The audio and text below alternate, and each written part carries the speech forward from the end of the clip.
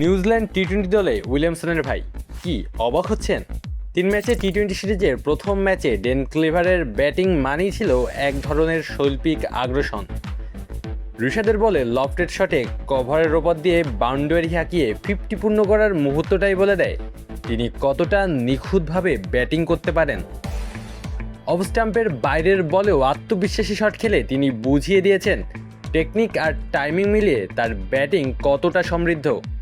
এই ক্লিভারই হচ্ছেন kiwi legend কেন উইলিয়ামসনের ভাই। পুরো ইনিংস জুড়েই ক্লিভার ছিলেন একেবারে আলাদা মোডে, কখনো ডাউন দ্য উইকেটে নেমে আক্রমণ, কখনো কাভার ড্রাইভে সৌন্দর্য, আবার কখনো ব্যাকওয়ার্ড পয়েন্ট বা লং অন দিয়ে শট নির্বাচন। তানজিম সাকিবের বলে কাভারের ওপর দিয়ে 4, রিপনের বলে ব্যাকওয়ার্ড পয়েন্টের ফাঁক খুঁজে নেওয়া, শরীফুলের বাউন্সারে ইনোভেটিভ শট আর ঋষাদের বলে রিভার্স সুইপ, সব মিলিয়ে বাংলাদেশের বোলারদের এক প্রকার পরীক্ষা দিয়েছেন এই ব্যাটার। মনে হচ্ছিল যেন পুরো মাঠকে 360 ডিগ্রিতে ব্যবহার করেছেন তিনি। তবে ডেন ক্লিভারের পরিচয় শুধু আগ্রাসী ব্যাটার হিসেবে সীমাবদ্ধ নয়, তিনি নিউজিল্যান্ডের কিংবদন্তি ব্যাটার কেন উইলিয়ামসনের চাচাতো ভাই। ক্রিকেট পরিবারে বড় হওয়া এই সম্পর্কে তাকে আলাদা পরিচয় দিয়েছে। উইলিয়ামসনের দাদার পরিবারের প্রথম সন্তান ছিলেন কেইন উইলিয়ামসন, যিনি 2008 যুব বিশ্বকাপে নিউজিল্যান্ডের হয়ে খেলেছিলেন। পরবর্তীতে 2010 সালে ঘরোয়া ক্রিকেটে দুর্দান্ত পারফরমেন্সের কারণে আন্তর্জাতিক ক্রিকেটে জায়গা করে নেন। বাবা, এত এনার্জি কই পাও? এই পাওয়ার চুমুকে অ্যাকশন।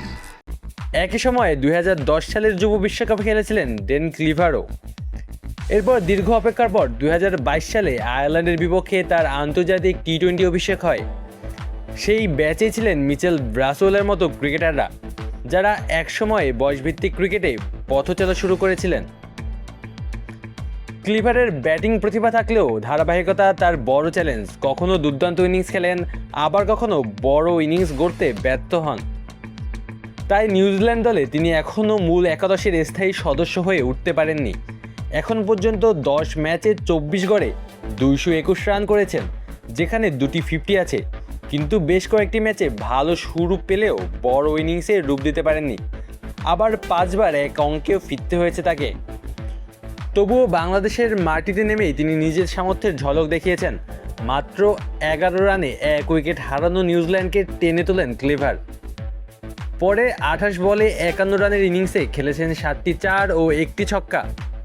তবে শেষ পর্যন্ত ঋষাদের ধীরগতির বলে রিভার্স সুইপ খেলতে গিয়ে লেগ বিফোরের ফাঁদে পড়েন তিনি। বাংলাদেশের স্পিনার এবং পেসারদের সঙ্গে তার লড়াই ছিল ম্যাচের অন্যতম আগ্রাসন আর ঝুঁকিপূর্ণ শটের মিশেলে ক্লিভার দেখিয়েছেন কেন তাকে আলাদা করে আলোচনায় রাখা হয়। নিউজিল্যান্ড ক্রিকেট ইতিহাসে কেইন উইলিয়ামসন এক অনন্য নাম, যার নেতৃত্ব ও ব্যাটিং কিউইদের অনেক সাফল্য এনে দিয়েছে। বাংলাদেশের বিপক্ষেও তার রয়েছে দারুণ কিছু স্মৃতি। এবারের বিপিএলেও কেইন উইলিয়ামসন খেলেছেন রাজশাহী ওয়ারিয়র্সের জার্সি গায়ে। আর এবার সেই পরিবারেরই আরেক সদস্য ডেন ক্লিভার মাঠে নেমে নিজের জায়গা তৈরি করার লড়াই চালাচ্ছেন। এখন দেখার বিষয় দ্বিতীয় টি-20 ম্যাচে এই উইলিয়ামসন পরিবারের এই সদস্য নিজের পারফরমেন্স দিয়ে আবারও আলোচনায় আসতে পারেন কিনা। চট্টগ্রাম থেকে আদোয়াসি তালুকদার, অন ফিল্ড।